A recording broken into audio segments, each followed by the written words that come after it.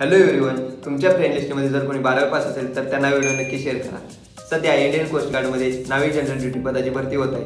यासाठी वेतन श्रेणी ही 21,000 ते 70,000 रुपये एवढी असणार आहे आणि तुमची उंची कमीत कमी 157 सेंटीमीटर असेल तर तुम्ही यासाठी अर्ज करू शकता।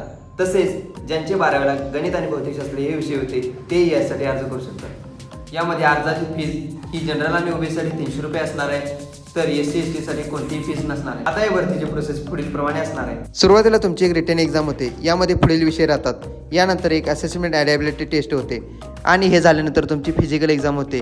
यानंतर मेडिकल आणि डॉक्युमेंट व्हेरिफिकेशन नंतर तुमचे फायनल सिलेक्शन होते। अर्जाची लास्ट डेट ही 27 फेब्रुवारी 2024 आहे। भरतीच्या अर्जाची ऑफिशियल लिंक आणि PDF तसेच प्रॅक्टिससाठी मॉडेल क्वेश्चन पेपर हे आपण आपल्या searchmyjob.com या वेबसाईटवर अवेलेबल केलेले आहेत आणि आपल्या वेबसाईटची लिंक ही आपण आपल्या इंस्टा बायोमध्ये दिलेली आहे।